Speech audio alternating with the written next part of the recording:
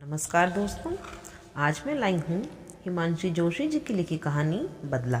तो प्रस्तुत है आज की कहानी बदला। अभी कल तक जो चिड़िया की तरह चहकती थी, सामने निष्प्राण पड़ी है। दूधिये मुंह पर एक आध हटीली मक्खी भिनभिनाती है और खो जाती है। जीवन भी क्या है, बालू की भीत की तरह क्षण भर में कहाँ उजर हो जाता है। कल वह कैसी उत्सुकता से कहती थी, उसे कल देहरादून पहुंचना है, हर हालत में पहुंचना है, बहुत ज़रूरी काम है उसे। कौन सा ज़रूरी काम, यह ना उसने बतलाया और ना मैंने पूछा ही। बरसात के दिन, पहाड़ की कच्ची सड़क, मोटर का भरोसा नहीं कि वह आएगी या नहीं, और आ भी गई तो कितनी दूर तक साथ दे पाएगी। सब कुछ अनिश्चित, अनियंत्रित। आदमी की बेबसी मशीन की बेबसी से सच ही कितनी जुड़ी हुई है, घुली मिली है, दूध पानी की तरह। दिन भर की अनंत प्रतीक्षा के पश्चात पिथौरागढ़ वाली बस अब सुबह के बदले दोपहर ढले लोहाघाट आई तो मेरी बुझी आंखें सहसा चमक उठीं। जल्दी से टिकट कटाकर दौड़ता हुआ सीट की ओर लपका, जैसे गाड़ी मुझे छोड़कर भाग जाने वाली हो और बरसों तक फिर दूसरी गाड़ी इस राह से गुजरने वाली ही ना हो। अगली सीट को मैं संभालने ही वाला था कि एक्सक्यूज़ मी कहती एक गौरांग महिला मेरे सामने आ खड़ी हुई। उसका कीमती सामान पहले से ही सीट पर सजा पड़ा था, जिसे मैंने जल्दी में देखा नहीं। लगता था वह बहुत पीछे से यात्रा कर रही है और बहुत संभ्रांत परिवार से संबंधित है। यूँ तो हर यूरोपियन को देखकर हमें ऐसा ही लगता है, लेकिन यह बात न थी यहाँ। मेरी पलकें हिमालय की ओझल होती बर्फीली चोटियों पर, देवदार के हरे भरे पेड़ों पर, सांप की तरह बल खाती कम उम्र की अल्हड़ नदियों पर, टेढ़े मेढ़े कीचड़ से सने मटमैले रास्ते पर टिकी थीं। वह कोई अंग्रेजी की कलात्मक आवरण वाली पुस्तक हाथ में थामी थी, पढ़ने का असफल प्रयास कर रही थी। उसकी धुंधली आंखें बार बार किताब पर झुकतीं, बार बार हट जातीं। लगता था वह भीतर से उद्विग्न है, अंदर की अनिश्चितता रह रहकर उसकी आंखों की राह बाहर की ओर झांक रही है। तभी सहसा गाड़ी झटके से खड़ी हो गई। पहिए कीचड़ में धंस गए थे। बड़ी मुश्किल से धकेल कर हम आगे बढ़े। मुड़कर उसने 3-4 बार मेरी ओर देखा। अंत में बोल ही पड़ी। शायद बोलने में उसे बड़ा कष्ट हुआ। क्षमा कीजिएगा, अतिरिक्त पाश्चात्य शिष्टता का प्रदर्शन करते हुए उसने कहा, क्या आप बतला सकेंगे चंपावत में कोई डाकखाना है? वहाँ से तार हो सकता है? कल हर हालत में मुझे देहरादून पहुँचना है। हो तो सकता है, पर अब अधिक समय हो गया, शायद अधिक पैसे चुकाने पड़ेंगे। सो तो कोई बात नहीं, कोई बात नहीं, फिर थैंक यू कहती वह पहले की तरह सीट पर सीधी बैठ गई और सामने के शीशे के उस पार देखने लगी। किताब अब बगल में थी। संभवतः उसकी धुंधली आंखों के साथ साथ दिन का ढलता समय साथ न दे पा रहा था। चंपावत में पल भर के लिए भी गाड़ी ठहरी नहीं। जिस रफ्तार से आई थी उसी रफ्तार से आगे फिसल गई। महिला ने हैरानी से इधर उधर देखा, पहले ड्राइवर और फिर एक बार मेरी ओर, फिर आंखें मींच लीं। समय नहीं है, गाड़ी को गंतव्य स्थान पर निश्चित समय पर पहुंचना ही है। मैं भी क्या कहता, मौन रहा। बस चलती रही एक नियंत्रित गति से। उबड़ खाबड़ पत्थरों पर गेंद की तरह उछलती पुरानी गाड़ी के हिचकोलों से थककर मुझे न जाने कैसे झपकी आ लगी और खिड़की की छड़ के सहारे सिर टिकाकर ढुलक पड़ा। उठो भई उठो, गाड़ी अब आगे नहीं जाएगी, सुनते नहीं? गंवार से बस कंडक्टर ने झकझोरते हुए जैसे मेरे सिर पर डंडा मारा और मैं सातों आसमान से छिटकता हुआ औंधे मुंह धरती पर आ गिरा। चारों ओर काली कंबल तनी है, हाथ को हाथ नहीं सूझता। एक बड़ी सी चट्टान फिसल कर सड़क पर रूठी बैठी है।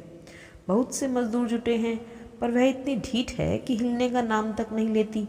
और वह महिला कुछ परेशान सी चुपचाप बाहर टहल रही है। बहुत सी आंखें उस पर टिकी हैं, शायद इसलिए कि वह अंग्रेज है, शायद इसलिए कि वह अंग्रेज होने के कारण अधिक विशिष्ट है, शायद इसीलिए वह भी किसी से बोल नहीं पा रही है। किसी से बोलना उसे शोभा भी कैसे देता। अधनंगे काले कलूटे मजदूर, साधारण से कुली कबाड़ी, और कहाँ वह विशुद्ध यूरोपीय रक्त। मुझसे भी पहले उसने कोई बात न की। एक बार उपेक्षा से देखा, फिर निगाहें हटा ली। लेकिन जब रात घिरने लगी, लोग छटने लगे, तो उसने फिर मुझे टटोला। क्या आसपास कोई डाक बंगला नहीं? मुझे लगता है होना चाहिए। शायद बहुत बरस पहले मैं एक बार अपने पति के साथ यहाँ आई थी। आधे मील की दूरी पर है, सड़क के उस पार। लापरवाही से इतना कहकर मैं चलने लगा, पर वह भी पीछे पीछे अपने कुली के साथ होली। होली कुछ भी नहीं, मैं भी अपने में उलझा था। बौना सा डाक बंगला, बियाबान जंगल के बीच, केवल 2 जुड़वां कमरे, बंगले से हटकर दूर चौकीदार का घर, घुमरैली पुरानी टीन की छत से जहाँ साधारण सा डिब्बा। चौकीदार बहुत बूढ़ा है, मालूम हुआ आंखों से कम दिखने के कारण रात को चल फिर नहीं सकता। अतः उसके छोटे लड़के ने ही बंगला खोला। दिया सलाई बाल कर एक कमरे में यूं ही बिस्तर पर मैं लुढ़क पड़ा। शरीर थककर चूर था, कब नींद आई पता नहीं। लगभग आधी रात भीतर के कमरे के बीच का दरवाज़ा खटका। किसी की परेशान सी आवाज़ आई। झुंझलाकर किवाड़ खोले। वही अंग्रेज महिला घबराई हुई सामने खड़ी थी। कहिए। माफ़ कीजिएगा, मुझे डर लगता है इस अकेले कमरे में। क्यों, क्या बात है? नींद के बोझ से झुकी अलसाई पलकें बड़ी बेरहमी से मलते हुए मैंने पूछा अचरज से। कोई आहट सी आती है, शीशे से जैसे कोई झांकता है। बड़ा डर लगता है। वह कांपने सी लगी। यूं ही चूहे बिल्लियां होंगी, भ्रम हो जाता है। मैंने कहा तो वह एकाएक भयभीत स्वर में बोल पड़ी। नहीं नहीं, उस कमरे में मैं नहीं सो सकती। कैसी पागलपन की बात है? अच्छा सुनिए, मैंने तनिक सोचते हुए कहा, आप इस कमरे में आ जाइए और मैं वहाँ चला जाता हूँ। कमरे बदल गए। मुझे फिर झपकी लगी। तभी दरवाजे फिर खटके। इस बार मैं बुरी तरह झल्ला आया। कहिए। मेरा स्वर ऊंचा था। यहाँ भी डर लगता है, स्वर कंपकपी लिए था। मुझे तो नहीं लगता, मैं तो कुछ नहीं सुनता। महज भ्रम है मैडम। आराम से सो जाइए और मुझे भी सोने दीजिए। मैं बीच का दरवाज़ा बंद करने ही वाला था कि उसने हथेली बीच में रख दी। नहीं, मुझे डर लगता है। मैंने साफ देखा है, कोई सामने के देवदार के पेड़ से उतरकर बार बार अंदर झांकता है। और मैडम, आप क्या चाहती हैं? हताश होकर मैंने कहा। मैं लगातार पिछले 3 दिन से सफ़र कर रहा हूँ, सोया नहीं हूँ, बीमार हूँ। भगवान के लिए मुझ पर रहम कीजिए। वह क्षण भर चुप रही। बोली, अकेली मैं नहीं सो सकती तो जागती रहो। कहकर मैंने अब कमरे का दरवाज़ा बंद कर दिया और आंखें मूंद कर सो गया।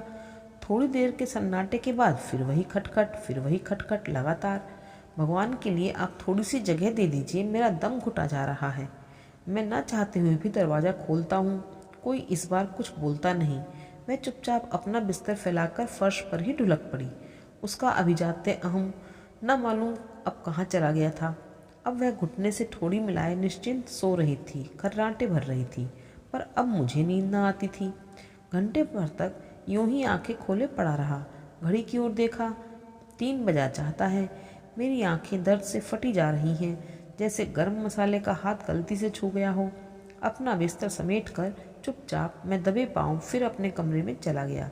भीतर से कुंडा लगाकर निश्चिंत भाव से सो गया।